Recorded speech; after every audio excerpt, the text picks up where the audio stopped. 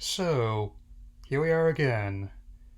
A new Sonic Central presentation just streamed, and here are my reaction thoughts on the reveal, so let's get started. Okay. So first off, we have more details on Sonic Origins officially confirmed. Like to corroborate the leaks that have been taking place. And he's from only fairly recently gotten some English language ones, like most of the footage I've been seeing. And is from releases in Japan, South Korea, and some region of China. This just further compounds that what we're seeing is legit. In terms of the music, the new cutscenes, each flashlight game story, way beyond on break, open robots, rescue the cute animals inside, right, and also, oh, the a new gameplay modes, which I consider to be kind of like accessibility. Hell, I actually credit some of the functions I have for the newer systems by being able to beat something for the first time, which I've been trying to do ever since I was a kid, man. And I'm still interested. It wouldn't be the first collection I bought. In fact, I mainly want it for Sonic 3 as well as Sonic CD. Like the little joke about buying the White Owl again. So yeah, this is definitely like a day one purchase for me. I've ultimately decided I'm going to be getting on Switch first and getting on PlayStation later. Here, yeah. So there's that. Since for the Sonic Speed Simulator, I'm fastly late to the party on this one. And however, it's definitely interesting to see how much cross-pollination there's with other games, which I'll be getting more to in this video. And like the mobile versions of Sonic Force, mobile versions of Sonic Force, as well as like the Sonic Dash Endless Runner game, collab with the movies, and there's other content like featuring like including Mephiles. Apparently, I've announced that Mephiles all this time. Another side note, apparently, now you can buy Sonic 06 again on the Microsoft Store or front. Sony TBD. Which I personally may agree is hot garbage, but it's hot garbage I think is actually hilarious. Like, Rise of Leo just like going through emotion so they could be released from their contract and move on to other systems. But it's 06 like hilarious kind of disaster. Albeit granted not for the reasons the developers intended, but still, we'll get another bigger video about that. I've been trying to get off the ground for at least a couple of years now or so. Yeah. Okay, we have more footage on Sonic Prime coming in later this year to Netflix. The newest anime adaptation of the series, and also another character is going to be included, is going to be Shadow. Not just going to be voicing him, apparently, for the third movie, their primary choice is Keanu Reeves. I wouldn't mind if someone like, say, like Zeno Robinson and or other ones who had experience in anime and video games did it this time around. Yeah, I could definitely say I have more confidence in this than their Resident Evil adaptation, and I certainly hope that with their current being full-blown panic mode, especially in regards to the animation department, with the Midnight Gospel, which was excellent, with sadly becoming a casualty of their shakeup. Because they still own the rights, they can't even take it to another platform to continue it. That they definitely need all the success they can get right now.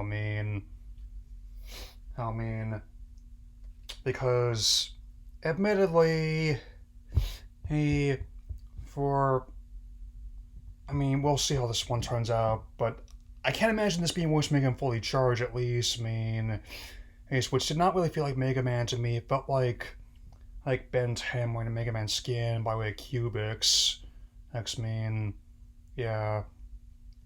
And in that regard, I also don't think Star Force is like that with their structure. I consider that to be like a combination of war structure, but still, Gotta stay focused. Okay, this next one was technically already outed via pre-order listings online, but Sonic the Hedgehog 2, after making well over $380 million worldwide at the box office, this is coming to Blu-ray officially on August 9th.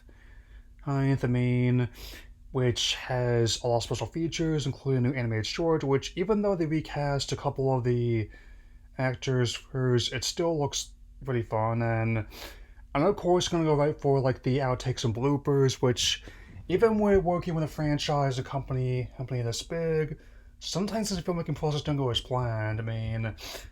I especially like to know how many takes it took to like to film like the wedding scene and its circumstances. I won't get too spoilery right now. Like if I spoil you after I get this movie, but let's just say I do not endorse or encourage doing that with a golf cart. I do, however, find it hilarious, so there's that. There's also new merchandise coming, mainly this year, ranging from apparel to controller caddies to even just like statues from First Four figures, who are a pretty high end company. Like the one of Amy looks really cute, I'll admit. Since the Sonic Symphony last year was a big hit, there naturally is going to be like an encore tour across several US cities, as well as maybe we'll stream that online for people who can't make it IRL. Orchestral renditions of some of the best recent games, even appearance from Crush 40, which definitely should be pretty entertaining all the same.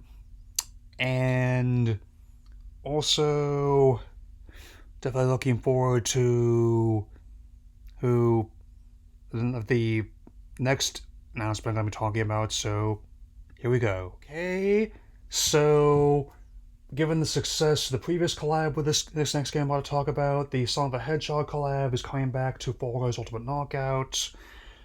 Meaning it'll be not only with the PS4 version, but also the upcoming releases on PC, Xbox platforms, as well as Nintendo Switch this summer. The collab will be in August, it seems. Lots of stuff's happening then, where I'm definitely going to be stacking crowns, meaning to get the Sonic skins.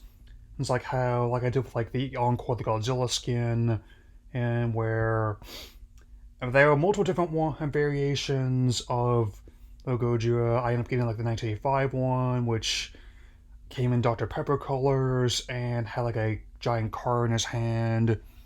And yep, 23 flavors of destruction you got there. Yes. And there's also going to be like a prologue short film with Sonic Frontiers featuring Knuckles, which I'm not sure is going to be in the game itself, but this does suggest that the world that they're going to be featuring may be connected to Angel Island, as well as the Echidna, perhaps. At least some of the artifacts left behind.